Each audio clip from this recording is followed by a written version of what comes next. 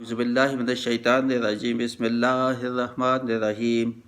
آج سورہ یوسف کا دوسرا جو رکوع ہے اس کا بیان ہوگا۔ آپ کے ساتھ انجینئر مبشر محمود شاہ حاضر ہے۔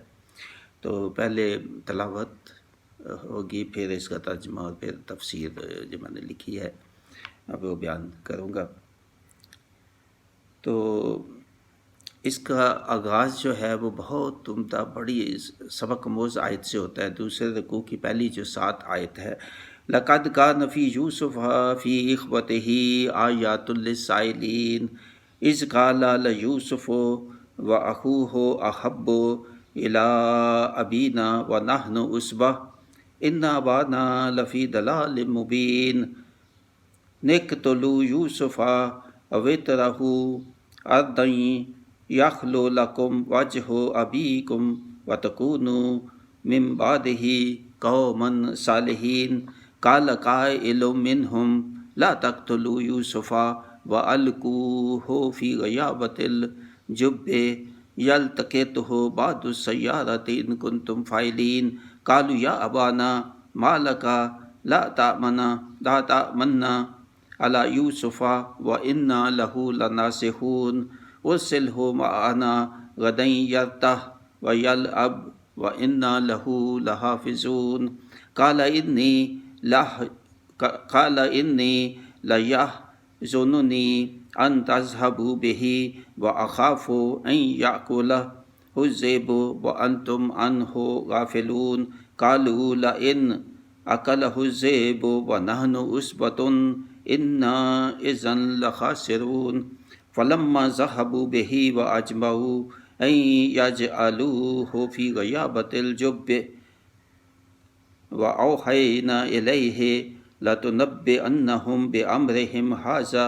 وهم لا يشعرون وجاءوا أباهم عشاء يبكون قالوا يا أبانا إنا ذهبنا نستبق وتركنا يوسف عند متاعنا فأكله الذئب وما أنت بمؤمن لنا ولو كنا صادقين وجاء على قميصه بدم كذب قال بل سولت لكم أنفسكم أمرا فصبر جمیل واللہ المستعان علی ما تصفون وجاءت سیارۃ فارسلوا واردہم فعدل دلوہ قال یا بشری ھذا غلام وسرہ بداعہ واللہ علیم بما یعملون وشروہ بثمن بخس دراہم معدودہ وکانوا فیہ من الزاہدین۔ صدق اللہ العظیم۔ اس کا ترجمہ، بے شک یوسف اور اس کے بھائیوں میں پوچھنے والوں کے لیے نشانیاں ہیں جب بولے کہ ضرور یوسف اور اس کا بھائی ہمارے باپ کو ہم سے زیادہ پیارے ہیں اور ہم ایک جماعت ہیں۔ بے شک ہمارے باپ صراحتاً ان کی محبت میں ڈوبے ہوئے ہیں۔ یوسف کو مار ڈالو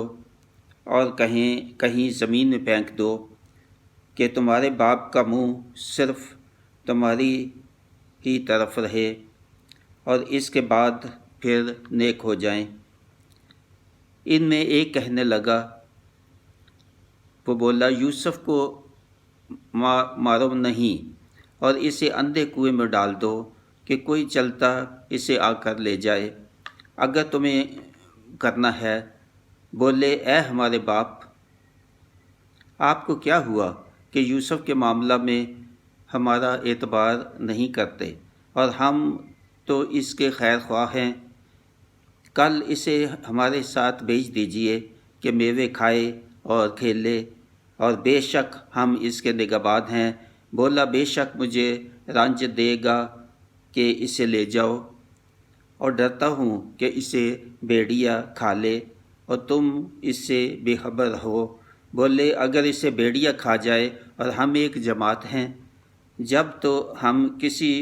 مصرف کے نہیں، پھر جب اسے لے گئے اور سب کی رائے یہی ٹھہری کہ اسے اندھے کنویں میں ڈال دیں، اور ہم نے اسے وحی بھیجی کہ ذرا تو انہیں ان کا یہ کام جتا دے گا کہ ضرور تو انہیں، اور ہم نے اسے وحی بھیجی کہ ذرا تو انہیں ان کا یہ کام جتا دے گا ایسے وقت کہ وہ نہ جانتے ہوں گے، اور رات گئے اپنے باپ کے پاس روتے ہوئے آئے، بولے اے ہمارے باپ، ہم دوڑ کرتے نکل گئے اور یوسف کو اپنے اسباب کے پاس چھوڑا تو اسے بھیڑیا کھا گیا، اور آپ کسی طرح ہمارا یقین نہ کریں گے اگرچہ ہم سچے ہیں، اور اس کے کرتے پر ایک جھوٹا خون لگا لائے۔ کہا بلکہ جو تم بتا رہے ہو، بلکہ تمہارے دلوں نے ایک بات تمہارے واسطے بنا لی ہے، تو صبر اچھا، اور اللہ ہی سے مدد چاہتا ہوں ان باتوں پر جو تم بتا رہے ہو۔ ایک قافلہ آیا، انہوں نے اپنا پانی لانے والا بھیجا تو اس نے اپنا ڈول ڈالا، بولا آیا کیسی خوشی کی بات ہے کہ یہ تو ایک لڑکا ہے، اور اسے ایک پونجی بنا کر چھپا لیا، اور اللہ جانتا ہے کہ جو وہ کرتے ہیں۔ اور بھائیوں نے اسے کھوٹے داموں گنتی کے روپوں میں بیچ ڈالا، اور انہیں اس میں کچھ رغبت نہ تھی۔ تو یہ ہوا اس کا ترجمہ۔ اب اس کی جو میں نے تفسیر لکھی ہے وہ میں پڑھوں گا یا کچھ بیان کروں گا اس کے بارے میں۔ تو یہ آیات 7 سے 20 ہیں، دوسرا رکوع جو ہے اس کی آیات 7 آیات تو بہت اہم، جیسے میں نے پہلے بتایا کہ اس میں اللہ تعالیٰ نے بتایا کہ اس واقعہ میں یوسف علیہ السلام اور اس کے بھائیوں کے واقعہ میں آپ کے لیے بہت نصیحتیں ہیں، سننے والوں کے لیے، پڑھنے والوں کے لیے، غور کرنے والوں کے لیے، عقل والوں کے لیے بہت نصیحتیں ہیں، اور حقیقت ہے اس میں آپ گنے 1 درجن سے زیادہ نصیحتیں ہیں، بہت بہت اہم نصیحتیں ہیں کہ ہماری زندگی جو ہے کیسے گزاریں، کیسی بہتر زندگی ہو، اپنی کیسے اصلاح کریں، جھوٹ بولنے کا کیا انجام ہوتا ہے، تکبر کرنے کا کیا انجام ہوتا ہے، باپ اور بیٹوں کی جو آپس میں تعلقات ہیں وہ کیسے ہونے چاہیے، بھائیوں کے آپس میں تعلقات کیسے ہونے چاہیے، دھوکہ دے دیا بھائیوں نے، ظلم کیا، ظلم کا نتیجہ کیا نکلتا ہے، جو مظلوم ہو اس کی اللہ تعالیٰ کیسے مدد کرتا ہے، اور اس کو جو ہے ایک غلام سے جس کو قتل کرنا چاہتے تھے پہلے تو اس سے کہاں پہنچا دیا، جو فلسطین کے علاقے سے مصر میں پہنچا دیا قافلے کے ساتھ، اور اس کا وہاں جو ہے قید میں بھی رہے، پھر وہ زلیخا اور اس کی محبت میں پڑھنا، اور اس میں اللہ تعالیٰ کی ہدایت کے خبردار ایسے کاموں میں نہ پڑھنا۔ دیکھیں جیسے یوسف علیہ السلام نے اپنے آپ کو بچایا تھا، تم نے بھی بچانا ہے، یہ تمہارے لیے نصیحت ہے، ہمارے لیے نصیحت ہے، یہ کہ اس قسم کے حالات ہوں، یہ بے حیائی اور فحاشی سے بچنے کی بہترین ایک مثال ہے، بہترین اعلیٰ ترین مثال ہے کہ اللہ تعالیٰ پھر اس کو کیسے ریوارڈ کرتا ہے، اس کو غلام سے، اور جو قید میں تھا کتنے سالوں سے، اس کو نکال کے بادشاہ نے اس کو اپنی جگہ جو ہے نا دے دی، وزیر اعظم بنا دیا، تو بعد میں بادشاہ تو انہیں کو مل گئی۔ تو کتنی نصیحتیں ہیں اس میں، بہت نصیحتیں۔ تو فرمایا کہ یوسف اور ان کے بھائیوں کے اس واقعہ میں جو بیان ہوئے ہیں عقل والوں کے لیے بہت حکمت و دانائی کی باتیں ہیں، اور اس میں بہت ان کے لیے نشانیاں ہیں کہ آخرکار حق ہی کی فتح و کامرانی ہوتی ہے، کہ آخرکار فتح جو ہے وہ ظالموں کی نہیں ہوتی، وہ حق والوں اور سچائی والوں کی ہی فتح ہوتی ہے، اور باطل کو شکست ہی ہوتی ہے آخرکار۔ یعقوب علیہ السلام کے 12 بیٹے تھے، جن میں سے 6 ایک بیوی جس کا نام لیا بنت لیان جو آپ کے ماموں کی بیٹی تھی بتائی جاتی ہے، اس میں سے یہ تھے 6 بیٹے، اور 4 ایک دوسری بیوی جو اس کا نام پرم بتایا جاتا ہے وہ لیا کے انتقال کے بعد ان کی بہن راحیل سے نکاح فرمایا اور ان سے 2 فرزند یوسف اور بنیامین پیدا ہوئے۔ پوچھنے والوں سے کہا اہل مکہ مراد ہیں جنہوں نے، یعنی یہ اہل مکہ جو ہے وہ مراد ہیں پوچھنے والوں، جنہوں نے پوچھا تھا۔ اللہ تعالیٰ کہتا ہے کہ پوچھنے والوں کے لیے بڑی نشانیاں ہیں، تو وہ پوچھنے والے جو ہے وہاں ان کا مراد اہل مکہ ہیں، اور جنہوں نے یہودی عالموں، یہ ایک اور ہے کہ اس میں یہودی عالموں نے ایک چال چلی، مکر کی یا سازش کی کہ کفار مکہ کو کہا کہ نبی پاک صلی اللہ علیہ وسلم سے یہ سوال کرو کہ آپ وہ اس واقعہ جو یوسف علیہ السلام کا وہ جانتے ہیں، تو اگر تو وہ جانتے ہوئے تو سچے نبی ہوئے تو ان کو تو پھر پتہ ہوگا اس کا، اللہ نے بتا دیا، اگر نہیں تو نہ بتا سکے تو آپ کے پاس یہ ہوگا کہ اب یہ تو آپ نہیں بتا سکے، اس کا مطلب آپ کو تو وحی نہیں آتی، آپ سچے نبی نہیں ہے، تو یہ موقع مل جائے گا کہ اگر آپ سچے رسول ہوتے تو اللہ وحی سے آپ کو اس سارے قصہ کی جو حال ہے وہ بتا دیتا۔ تو اللہ تعالیٰ نے کفار مکہ اور یہود کی اس چال کو غلط ثابت کرنے کے لیے یہ جو ہے واقعہ یوسف علیہ السلام کا اور صورت یہ یوسف جو ہے وہ نازل فرمائی، تو ان کی یہ چال ساری جو ہے اس کو زائل کر دیا۔ تو یوسف علیہ السلام اور ان کا دوسرا بھائی بنیامین یعقوب علیہ السلام کو بہت پیارے تھے۔ ایک تو وہ بچے تھے، چھوٹے تھے، اور ان کی والدہ بچپن میں انتقال فرما چکی تھی۔ یہ بتا دیا کہ کوئی یہ نہ کہے کہ جی نبی کو تو ایک جیسا سلوک کرنا چاہیے تھا سب بچوں کے، تو یہاں گنجائش رکھی کہ جو چھوٹے بچے ہوتے ہیں ان سے پیار زیادہ ہوتا ہے، والدین کو ہونا بھی چاہیے، تو وہ ابھی بڑھ رہے ہیں عمر میں۔ تو دوسرا یہ کہ کسی والدہ اگر فوت ہوگی کسی بچے کے تو اس کے ساتھ زیادہ ہمدردی کرنی چاہیے، باپ کو زیادہ پیار کرنا چاہیے، بھی سبق ہے ہمارے لیے۔ مگر اس وجہ سے دوسرے ستیلے جو 10 بھائی تھے وہ جو ہے بہت جیلس ہو گئے، وہ حسد کرنے لگے کہ باپ جو ہے اس کو ان دونوں کو بہت پیار کرتا ہے، تو بجائے اس کے کہ وہ باپ سے اس کا جھگڑا کریں، وہ ان بھائیوں کو یوسف علیہ السلام اور بنیامین سے جو ہے وہ نفرت بڑھتی گئی، ان کے جتنا وہ پیار کرتے تھے تو نفرت باپ سے نہیں، وہ ان بھائیوں سے بڑھتی گئی۔ تو یہ بھی نصیحت ہے ایک ہمارے لیے کہ بھائیوں ایسا حالات پیدا نہ ہوں کہ بھائیوں کے آپس میں بھی جو ہے وہ نفرت پیدا ہو، کیونکہ یعقوب علیہ السلام ہمیشہ ان کو اپنے پاس رکھتے، یہ دونوں بچوں کو باہر نہیں جانے دیتے تھے دوسرے بھائیوں، کیونکہ ان کو اعتماد نہیں تھا، تو اپنے پاس رکھتے تھے۔ اور ایک دن جب بھائیوں نے دیکھا کہ یعقوب علیہ السلام اپنے بیٹے کے پیار میں اس طرح ڈوب گئے ہیں کہ وہ ہماری کسی بات کا دھیان اب حد ہو گئی، کہ اب وہ کہنے لگے اب تو حد ہی ہو گئی، اب تو ہمارے باپ ہماری بات ہی نہیں کوئی سنتے، ہمارے پہ اعتبار ہی کوئی نہیں ہے، اب ساری توجہ جو ہے وہ دونوں چھوٹے جو یوسف علیہ السلام اس کے بھائی کی طرف ہے۔ تو انہوں نے پھر یہ حسد کی وجہ سے اور یہ جو نفرت ہے دو چھوٹے بھائیوں کی بڑھتی گئی، تو آخر انہوں نے کہا کہ اب یہ ان کا کام جو ہے وہ تمام کر دیں، ان منصوبہ بنایا کہ کیسے جو ہے نا اس کو ہم ختم کریں اس معاملے کو، اور باپ کو منصوبہ بنایا کہ ان کو قتل کر دیں کہیں لے جا کے ساتھ، اور ایسا، اور باپ سے جو ہے وہ کہا کہ جی یوسف کو ہمارے ساتھ آپ بھیج دیں، ہم شکار کو جا رہے ہیں اور یہ بکریاں ہم چرائیں گے، تو یوسف بھی وہاں کھیل کود لے گا، کچھ میوے کھا لے گا۔ تو یعقوب علیہ السلام نے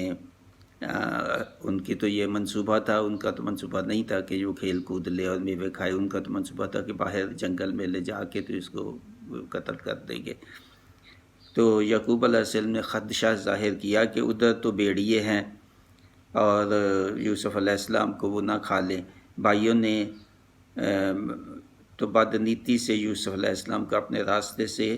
نکالنے یا قتل کرنے کا منصوبہ بنا رکھا تھا، اور وہ بضد تھے بھائی کہ والد کسی طرح ان پر اعتبار کر کے ان کے ساتھ یوسف علیہ السلام کو بھیج دے، کہ بھائی کو یوسف علیہ السلام کو وہاں قتل کر کے پھر اللہ تعالیٰ سے معافی مانگ رہے. یہ بھی دیکھیں کہ ایسے معافی نہیں ہوتی. اللہ تعالیٰ کہتا ہے کہ جان بوجھ کے آپ قتل کرتے ہیں کسی کو اور اس خیال سے کہ ہم بعد میں معافی مانگ لیں گے، تو یہ نہیں معافی کا طریقہ. معافی تو ہوتی ہے کہ کوئی ہو گئی چیز کسی شدت جو جذبات میں آ کے یا کچھ گناہ ایسے ہو گئے، تو مگر آپ نے قصد ہی کی، آپ نے پلاننگ ہی کی اس کو قتل کرنے کی، تو مگر ایک پہلو یہ بھی ہے کہ اس حد تک بھی جا کے بھی اللہ تعالیٰ معاف کر سکتا ہے، اور اللہ تعالیٰ نے ان کو معاف کیا اس کے بھائیوں کے بعد میں. تو باپ کو یقین دلایا کہ ہم یوسف علیہ السلام کا خیال رکھیں گے. تو اس یقین دہانی پر باپ یعنی یعقوب علیہ السلام نے یوسف علیہ السلام کو بھائیوں کے ساتھ جانے کی اجازت دے دی، اور باپ کو یقین دلا کہ یہ خوش رہے گا، کچھ کھیلے گا، کودے گا، کچھ میوے کھائے گا وہاں. تو یعقوب علیہ السلام نے بیٹوں کو تاکید کی کہ یوسف علیہ السلام کی خیریت اور سلامتی سے اس کو واپس آپ نے لانا ہے، آپ نے اس کا خیال رکھنا ہے، توجہ رکھنی ہے، اس پہ دھیان رکھنا ہے کہ کہیں بھیڑیا نہ کھا لے. تو بیٹوں نے مل کر کہا کہ ہم تو ایک طاقت ہے، ہم اتنے ہیں، ہم 10 ہیں، اور ہم خیال نہیں رکھ سکتے بھیڑیوں کو. آ بھی جائے گا تو ہم 10 ہیں، ہم مقابلہ کر سکتے ہیں اس کا، تو اس کو کچھ نہیں ہوگا، بالکل بے فکر ہے. اگر ہمارے ہوتے ہوئے ہمارے بھائی کو بھیڑیا کھا جاتا ہے تو پھر ہم کس کام کے. یہ دیکھیں دھوکہ دے رہے ہیں اپنے باپ کو بھی. منصوبہ ہے ان کا خود قتل کرنے کا، مگر کہہ رہے ہیں وہ کیسے ہو سکتا ہے کہ بھیڑیا آ کے ہماری موجودگی میں، ہم 10 ہیں طاقتور ہیں، اس کو کھا لے. پھر جب بھائی یوسف کو ساتھ لے گئے اور اتنی دور چلے گئے کہ یعقوب علیہ السلام ان کو نہ دیکھ سکتے تھے، تو سب بھائیوں نے مل کر یوسف کی پٹائی کرنا شروع کی. پھر اب دیکھا کہ باپ تو اب دور ہے، وہ نہیں دیکھ رہا، تو اب کھل کے جو ہے نا ان کے مخالفت میں ہو گیا، اور ان کو مارنا پیٹنا شروع کر دیا یوسف علیہ السلام کو. اور اس پر ایک بھائی جو بڑا تھا ان کا، اس کا نام یہودا بتایا گیا ہے، تو اسے یوسف پر رحم آ گیا، اور اس نے باقی بھائیوں کو منع کیا، نہ اس کو پیٹو، نہ اس کو مارو، نہ اس کو قتل کرو، بلکہ یہاں اندھا کنواں ہے ایک جو ڈیڈ ہے، جو استعمال نہیں ہوتا اتنا، تو آپ اس کو وہاں جو ہے وہ رسی ڈال کے تو اس کو باندھ کے تو اس کو جو ہے وہ وہاں وہ آپ اتار دو. تو کوئی یہ قافلے آتے ہیں ادھر سے گزرتے ہیں مصر کو جانے والے، تو وہ کوئی دیکھے گا کہ پانی نکالنے کے لیے آئے گا، تو کوئی اس کو دیکھو گا نکال کے تو لے جائیں گے ساتھ قافلے والے. تو پھر جو ہے وہاں سے پھر یوسف علیہ السلام کبھی واپس نہیں آ سکیں گے، کیونکہ وہ قافلہ لے جائے گا ان کو، کہاں پھر واپس آئیں گے وہاں سے. تو باپ کو یہی پھر بتا دیں گے کہ بھیڑیا کھا گیا. بھائیوں نے یہودا کی اس بات پر اتفاق کیا، اور مفسرین کے مطابق شیطان بھی بھائیوں کے اس ناپاک منصوبہ میں شامل تھا. شیطان نے بھی ان کو اکسایا تھا، اور پھر یوسف کو ایک رسی باندھ کر جو ہے لٹکایا اور پھر نیچے پھینک دیا. اس سے پہلے بھائیوں نے یوسف کی قمیض جو ہے وہ اتار لی تھی جو اس کے والد نے ان کو دی تھی، اور تاکہ اس کو بکری کے خون میں ڈبو کر واپس گھر جانے پر والد کو ثبوت کے طور پر پیش کر دیں کہ یہ دیکھیں یہ ہے کہ اس کی قمیض اور اس کو خون لگا ہوا ہے، واقعی بھیڑیے نے کھایا، کہ اس کو بھیڑیے نے ہی کھایا ہے. جب بھائی رات ہوئے یوسف علیہ السلام کی خون آلود قمیض لے کر روتے چلاتے گھر پہنچے. یہ مکر تھا ان کا، رونا چلانا دل سے تو نہیں رو رہے تھے. تو یعقوب علیہ السلام ان کی چیخیں سن کر باہر آئے، پوچھے تو کیا ہوا ہے اور یوسف کہاں ہے. تو مکر کا جو ہے وہ رونا روتے ہوئے بولے کہ ہم آپس میں تیز دوڑنے کا کھیل کھیل رہے تھے اور جنگل میں ہم دور چلے گئے، اور واپس آئے تو بھیڑیا یوسف کو کھا چکا تھا. اور بولے ہمیں معلوم ہے آپ ہماری بات کا یقین تو نہ کریں گے، اسی لیے ہم یوسف کی یہ خون آلود قمیض بھی ساتھ لے آئے ہیں ثبوت کے طور پر کہ آپ کو دکھا سکیں. یعقوب علیہ السلام نے قمیض دیکھی کہ کہیں سے بھی پھٹی ہوئی نہیں ہے. بھیڑیا اگر کھاتا تو قمیض تو پھٹتی، تو قمیض پھٹے تو ان کو بہرحال شک ہوا. تو پھر اللہ تعالیٰ نے وحی کے ذریعے بتا دیا کہ فکر مت کرو. یعقوب علیہ السلام کو وحی سے بتا دیا کہ فکر مت کرو، قمیض بھی پھٹی نہیں وہ بھی، اور پھر اللہ تعالیٰ نے بھی ان کو بتا دیا. تو اس پر یعقوب علیہ السلام نے افسردگی سے بیٹوں سے کہا میں تمہاری ان باتوں پر صبر ہی کر سکتا ہوں۔ تو اللہ تعالیٰ سے دعا گو ہے کہ وہ خیر کرے۔ دیکھیں صبر کی تلقین کے والد بیٹا جو ہے وہ نہیں آ رہا، نہیں مل رہا، کہ اس کو بیڑیا کھا گیا جیسے کہتے ہیں، تو پھر بھی کہا کہ میں اللہ تعالیٰ سے دعا ہی کروں گا اور صبر کروں گا۔ اس صبر کی انتہا کا صبر ہے، یہ انتہا صبر کی ایکسٹریم ہے صبر کی، کہ جی اس بیٹے کی بھی جو ہے نا قتل ہونے کے یا بیڑیے کے کھانے کے بعد بھی، یہ بات سننے کے بعد بھی پھر صبر کیا۔ اللہ تعالیٰ کی حکمت ہے کہ اللہ تعالیٰ کی چیز تھی تو وہ لے گیا۔ تو کتنا ہے اس صبر کا جو ہے اس میں ایک جو نشانی ہے اور اس کی حکمت اور اس کا سبق ہمارے لیے۔ اس دوران ایک قافلہ آیا جو کنویں کے نزدیک ٹھہرا، اور انہوں نے اپنے ساتھی کو کنویں سے پانی لانے کے لیے بھیجا۔ جب اس نے اپنا ڈول کنویں میں ڈالا اور اوپر کھینچا تو ڈول میں یوسف علیہ السلام بیٹھے تھے۔ خوشی سے ان کو قافلہ میں وہ لے گیا شخص، اور اس دوران جو بھائی تھے وہ بھی نگاہ رکھے ہوئے تھے، دیکھ رہے تھے کہ جی اب یہ جو قافلہ آیا ہے تو اس کیا کرتا ہے، یوسف علیہ السلام کو نکالتا ہے نہیں نکالتا۔ جب انہوں نے دیکھا کہ انہوں نے نکال لیا ہے تو اب وہ بھی آ گئے، اور جب دیکھا کہ یوسف علیہ السلام کو باہر نکال لیا ہے تو وہ قافلہ کے پاس آ گئے، اس کے وہ 10 بھائی جو تھے۔ تو اس لیے کہ یہ لڑکا ہمارا بھاگا ہوا غلام ہے، تو ان کو کہنے لگا کہ یہ لڑکا آپ نے نکالا ہے، یہ تو ہم سے چھپ کے یہاں چھپا ہوا تھا، تو یہ تو ہمارا غلام ہے، اگر تم اسے خریدنا چاہتے ہو تو سستے داموں ہم تمہیں بیچ دیں گے اس کو۔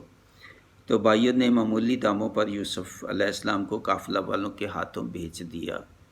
اور اس دوران یوسف بھائیوں کی باتوں کو سن کر بھی خاموش رہے۔ تو یوسف علیہ السلام نہیں بولے کہ میں تو ان کا بھائی ہوں، مجھے ایسے کہہ رہے ہیں غلام، تو انہوں نے مجھے یہاں کنویں میں پھینکا تھا۔